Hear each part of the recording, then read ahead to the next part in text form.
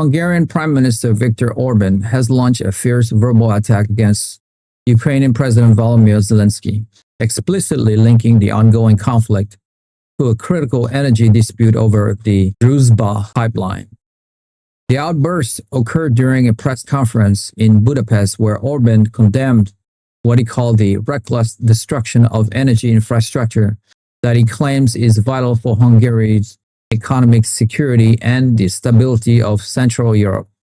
He accused Ukrainian military action of deliberately damaging sections of the pipeline that transit through Ukraine, actions which he stated have severely disrupted the flow of oil to Hungary and raised fears of an impending energy crisis.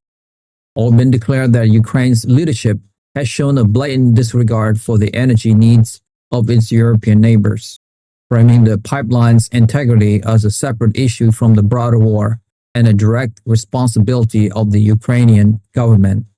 This public condemnation represents a significant escalation in diplomatic tensions between the two nations and underscores the deep divisions within Europe regarding the war's collateral damage and the acceptable limit of support for Kyiv.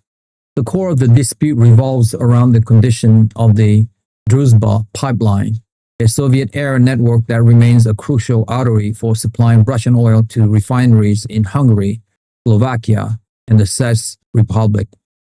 Satellite imagery and reports from international energy agencies confirm that a section of the pipeline in western Ukraine has been out of service following a series of explosions several weeks ago, incidents that both Ukrainian and Russian sources have blamed on sabotage.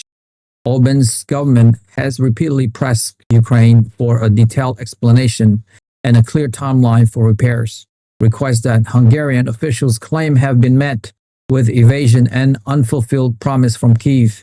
The Hungarian Prime Minister now openly questions whether Ukraine is capable of or even interested in guaranteeing the security of international energy infrastructure on its territory, suggesting that the damage may be a deliberate tactic to force European nations into a more hostile stance against Russia by cutting off their energy supplies and making them more dependent on alternative, more expensive sources. President Zelenskyy's office issued a sharp rebuttal, characterizing Orbán's comment as a harmful and false narrative that plays directly into Russia's strategy of dividing Europe. Ukrainian officials acknowledged the pipeline damage but attributed to Russian sabotage operations designed to sow discord among Ukraine's allies and create a rift between Kyiv and the nation of Central Europe.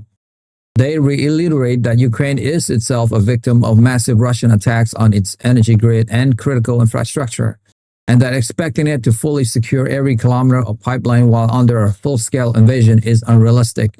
The Ukrainian response accused Orbán of prioritizing cheap Russian oil over European solidarity and the fundamental principles of security, arguing that his rhetoric provides diplomatic cover for Moscow and undermines the unified European response to aggression. The reaction from other European capitals has been one of clear frustrations with Orbán's latest comments. Officials in Brussels and Berlin have privately expressed alarm at the Hungarian leader's willingness to publicly attack a nation defending itself from invasion, noting that it complicates already difficult EU negotiations on further support package for Ukraine.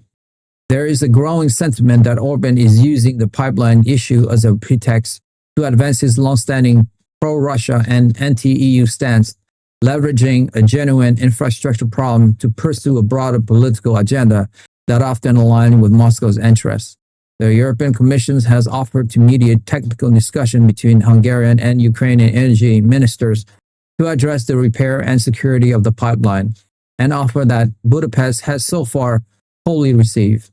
The incident has further isolated Hungary within the EU, strengthening the resolve of other member states to find ways to bypass Orbán's obstruction on collective decision regarding Ukraine. The Trump administration's view on the matter, as conveyed by officials familiar with internal discussion, is one of detached pragmatism. Secretary of State Marco Rubio has not commented directly on the pipeline dispute, but the administration's general stance views intra-European conflicts as issues for Europe to resolve. This hands-off approach aligned with President Trump's frequent criticism of European nations for not taking more responsibility for their own regional security and economic problems. The administration sees the disagreement between Hungary and Ukraine as validation of its argument that European unity is fragile and that the United States should not be the primary arbiter of such dispute.